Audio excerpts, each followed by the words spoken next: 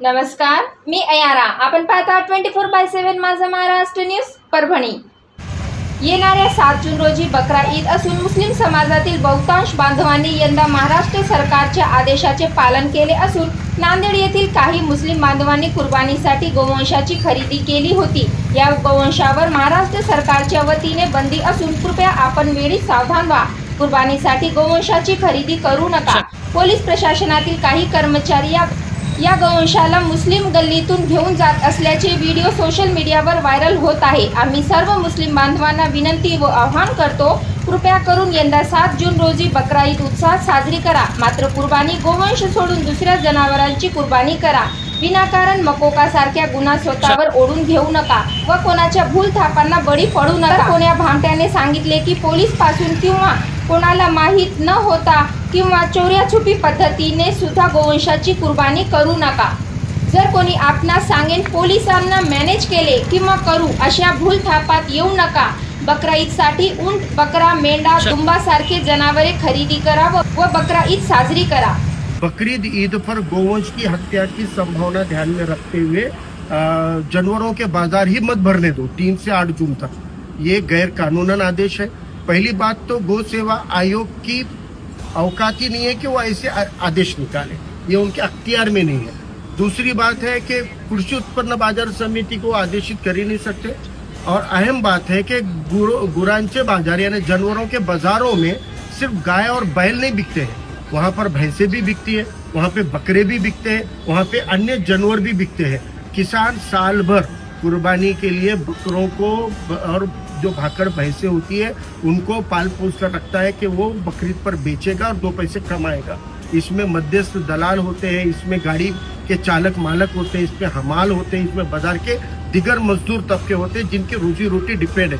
अगर जानवरों के बाजार ही नहीं भरेंगे तो ये सब लोगों की भी असुविधा होगी, कुर्बानी की भी असुविधा होगी, कुरैशी बिरादरी और खाटिक समाज की भी बेरोजगारी हो जाएगी. इसीलिए ये गैर कानूनन आदेश को रद्द बातल करने के लिए और नांदेड़ जिले के सभी जानवरों के बाजार समय पर लगे. हाँ, इसमें गाय बैल की रोकथाम के लिए तुमको जो करना है जरूरी कदम उठाओ. हम कानून के तहत जो सही है उसको सही बोलने वाले लोग हैं, इसलिए उसके हद तक हमारा कोई मसला नहीं है. लेकिन जानवरों के बाजार भरने चाहिए, नियमित भरने चाहिए, इसको आप रोक नहीं सकते. दूसरा मुद्दा हमने कहा है कि ये जो महाराष्ट्र प्राणी संरक्षण अधिनियम है इसके अंदर 5A और 5B के अंदर जो गाड़ियां रोकना है वो स्टेट के बाहर जाने वाली गाड़ियों को रोकने के अधिकार है इनको. जो महाराष्ट्र के बाहर निर्यात शब्द है, निर्यात हो रहे हैं राज्य के बाहर, तो वो गाड़ियों को रोकने का अधिकार है. तीसरी बात, अगर गोवंश कत्ल के लिए कोई जानवर की खरीदी बिक्री होती है तो हमने इससे पहले भी कहा और अभी भी कह रहे हैं कि अगर आप कोई गाड़ी पकड़ते और कोई गोवंश कत्ल के लिए जानवर पकड़ा जा रहा होगा तो उस वक्त में आपको सिर्फ खरीदने वाले और गाड़ी के वाहतुक करने वाले पे गुना दाखिल होने से काम नहीं चलेगा. कानून में क्लियर प्रावधान है 5B में कि सेल और परचेस, खरीदी और बिक्री दोनों गुना है. तो बेचने वाले का भी दाखिला है ना भाई. जब गुना दाखिल हो ही रहा है तो फिर बेचने वाले पर भी होना चाहिए. किसी भी कानून की कड़ेकोट अमलबजावनी होनी चाहिए. अगर गुना दाखिल कर रहे हो तो दोनों पर भी बराबर होना चाहिए. बेचने वाला बेचारा है और खरीदने वाला गुनहगार है, ऐसा कानून नहीं मानता.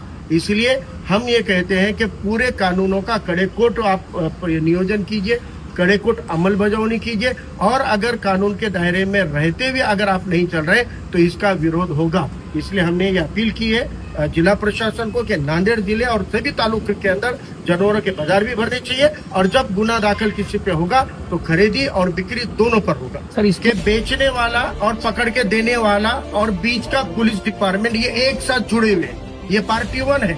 इसमें बलि का बकरा बनता है खरीदने वाला.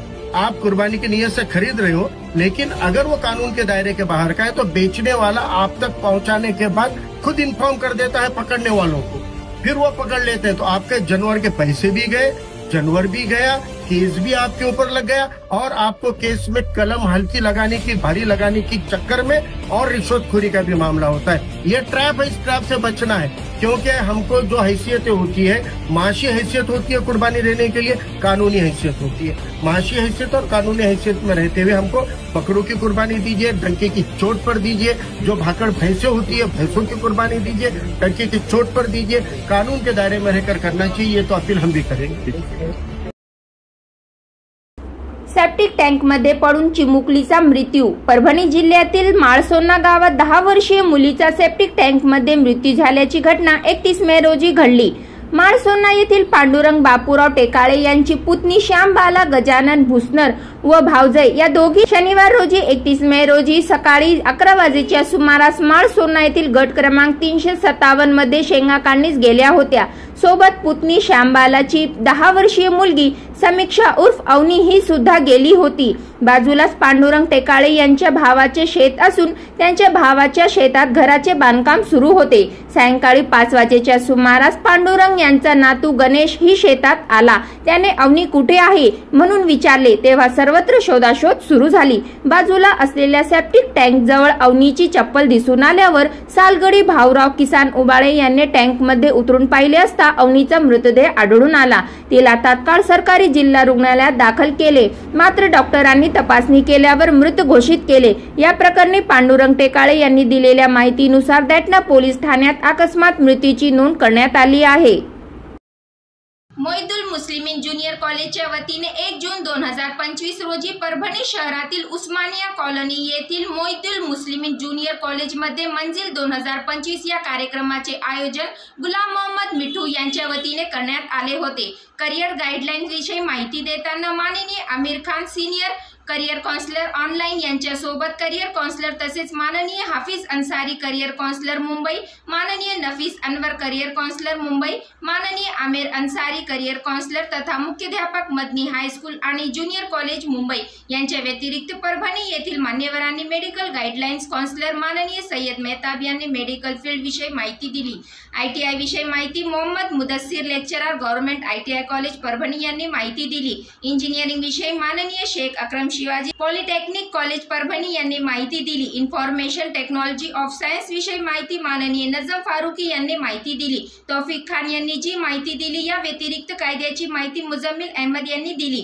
वेटरनरी विषयी माहिती फेरोज सिद्दीकी यांनी दिली. यावेळी विद्यार्थी व पालक यांची शेकडोच्या संख्येत उपस्थिती होती. जाणून घेऊया याविषयी सर्व मान्यवरांची प्रतिक्रिया.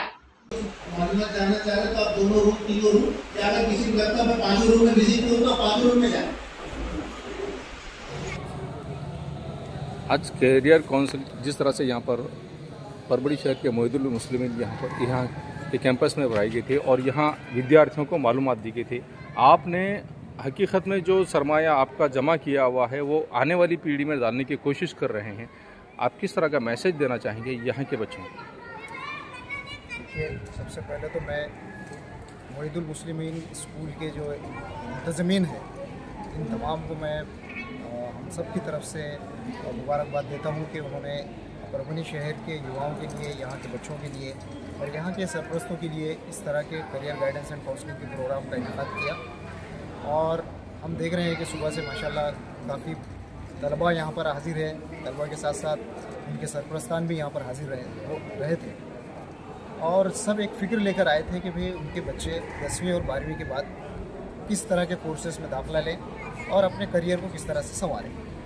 असल में करियर को संवारने का जो डिसीजन है हम समझते हैं कि 10वीं और 12वीं के बाद आकर इस तरह से डिसीजन लेना इसमें काफ़ी ताख़ीर हो जाती है. और होना तो ये चाहिए कि हम अपने बच्चों को डिज़ाइन करें करियर के लिए, आगे के करियर के लिए उनकी प्लानिंग करें. और अर्ली एज से अगर हमने स्टार्ट कर दी, जैसा कि अगर बच्चा 6वीं 7वीं 8वीं में है तो उस एज से ही हम उनका विजन बनाना शुरू कर दें. अब विजन बनाने के लिए हम क्या कर सकते हैं? सबसे पहले तो हम उनको जो मज़ामीन बच्चे पढ़ रहे हैं स्कूल में उनमें बच्चों को एक्सपर्ट्स बनाएं. कोई भी उनके टेक्स्ट बुक जो है वो अधूरे नहीं रहना चाहिए. उसमें जितने एक्टिविटीज़ है बच्चों ने सब करना चाहिए. इससे ये होगा कि बच्चों का कॉन्फिडेंस लेवल बढ़ेगा. उसी के साथ साथ स्कूल में और स्कूल के बाहर शहर में जितने भी कॉम्पिटिशन्स होते हैं, अलग अलग तरह के कॉम्पिटिशन्स हैं, जैसे कि जनरल नॉलेज का कॉम्पिटिशन होता है, क्विज़ कॉम्पिटिशन होता है, एस्से राइटिंग का कॉम्पिटिशन होता है, एलोकेशन का कॉम्पिटिशन होता है, ड्राइंग के कॉम्पिटिशन होते हैं, साइंस फेयर होते हैं, या कोई मॉडल बनाने के कॉम्पिटिशन होते हैं, पेंटिंग के डिज़ाइन के कॉम्पिटिशन होते हैं. तो हमारे बच्चों को हमने इन कंपटीशन में ज़रूर इसमें हिस्सा लेने के लिए तरगीब दिलाना चाहिए. हो सकता है कि इन कॉम्पिटिशन्स में से किसी एक कंपटीशन में उसमें एक रुचि, उसमें एक दिलचस्पी पैदा हो और वो दिलचस्पी आगे चल के उसका करियर तय करे। और आगे जाने के बाद भी ऐसा बात चल रही है कि बच्चे कुछ मखसूस स्ट्रीम को ही फॉलो कर रहे हैं। तो यहाँ पर हम ये कहेंगे कि भाई थिंक डिफरेंटली, बी सक्सेसफुल, थोड़ा सा अलग से सोचिए और अलग से सोच कर अपना करियर बनाइए। अब अलग से सोचना मतलब क्या सोचना, जैसा आप देख रहे हैं कि भाई हिंदुस्तान में इस वक्त जो हालात चल रहे हैं और टीवी पे जो न्यूज़ देख रहे हैं आप सोफिया कुरैशी, कर्नल सोफिया कुरैशी का नाम सुन रहे हैं, तो वो एक अलग फील्ड है। वो हमने ये सोचना चाहिए कि वो बच्ची वहाँ तक किस तरह से पहुँची। फिर हम ये देख रहे हैं कि भाई अलग अलग किस्म के ड्रोन का इस्तेमाल हो रहा है, तो हमने ये सोचना चाहिए कि वो ड्रोन बने कैसे, कौन बनाया है वो ड्रोन, क्या हम वो बना सकते हैं। हम ये देख रहे हैं कि भाई हमारा हिंदुस्तान अल्हम्दुलिल्लाह रॉकेट लॉन्चिंग में, सैटेलाइट लॉन्चिंग में ये अपना एक दुनिया में मुनफरिद मकाम रख रहा है। तो हमने ये सोचना चाहिए कि ये बच्चे, ये साइंटिस्ट किस तरह से वो बना पा रहे हैं, आखिर ये कहाँ पर ये इसकी ट्रेनिंग लेते हैं, कौन से कोर्सेज करते हैं। उसी तरह से आज हम बच्चों को देख रहे हैं कि वो विराट कोहली को बहुत पसंद कर रहे हैं, वो बहुत फिट नज़र आ रहा है। तो हमने ये सोचना चाहिए कि विराट कोहली को फिट रखने के पीछे कौन से डॉक्टर्स काम कर रहे हैं, कौन से न्यूट्रिशंस काम कर रहे हैं, कौन से डाइटिशियंस काम कर रहे हैं, उसकी प्लानिंग कौन बना रहा है। मतलब थोड़ा सा हमें हट के करियर सोचना है।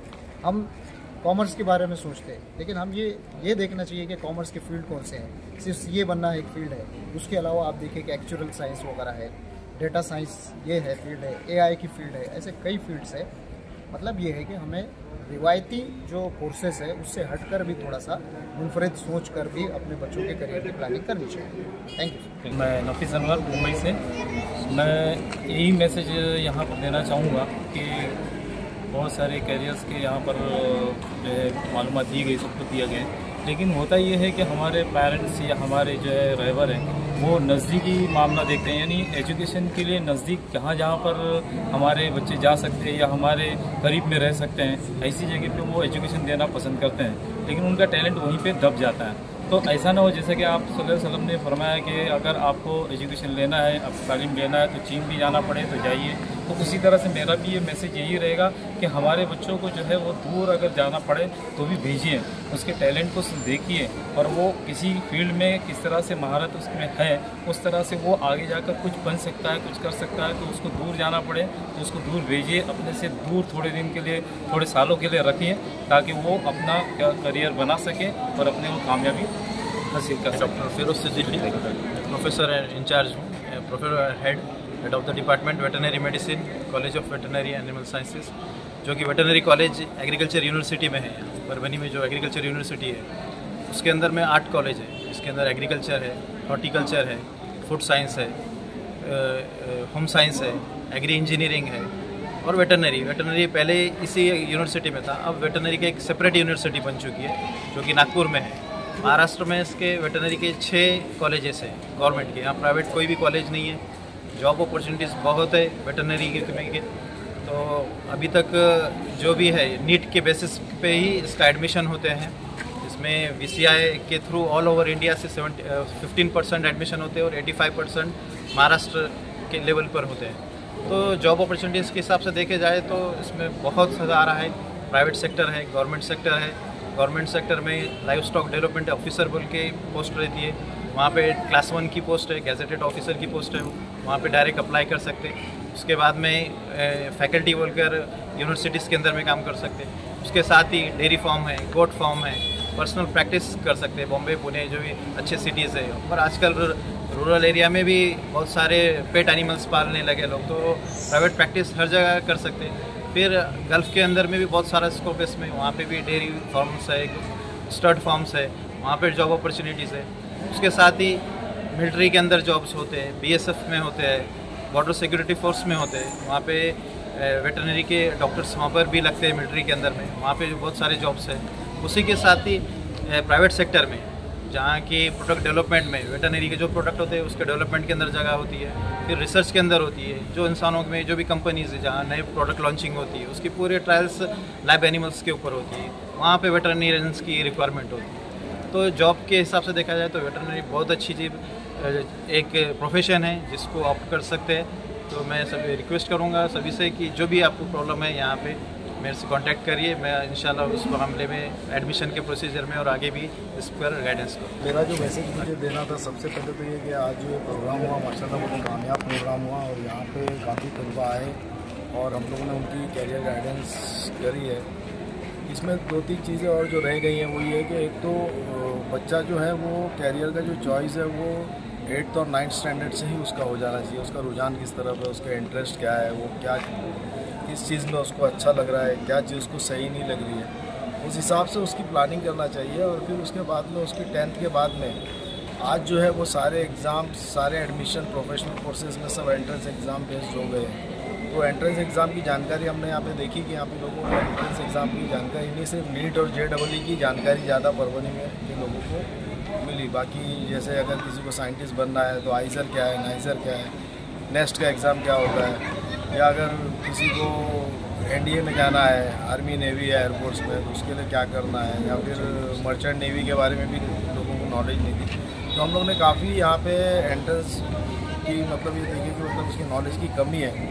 तो यहाँ पे एक ये है कि एंट्रेंस एग्ज़ाम के ऊपर जो है ना वर्कशॉप होना चाहिए। एंट्रेंस एग्ज़ाम क्या है, कौन कौन सी फील्ड में कौन से एंट्रेंस एग्ज़ाम है, उनकी तैयारी, उनकी क्लासेस बाकायदा। जैसे अगर क्लैट के बारे में भी लोगों को नहीं मालूम था, जो कि एक अच्छी फील्ड है लॉ में, मतलब क्लैट का एग्ज़ाम देके हम लोग बच्चा आगे बढ़ सकता है।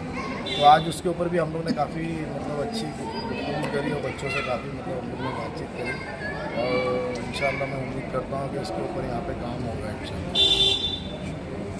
थँक्यू। आपण पात्रा 24/7 माझा महाराष्ट्र न्यूज परभणी। आपण जर पहिल्यांदाच आमचे न्यूज चॅनल पाहत असाल तर सर्वप्रथम आमच्या चॅनलला सबस्क्राईब करा, घंटीचं बटन अवश्य दाबा, लाईक करा, शेअर करा आणि हो कमेंट करायला विसरू नका। आपण पात्रा 24/7 माझा महाराष्ट्र न्यूज परभणी। जय हिंद।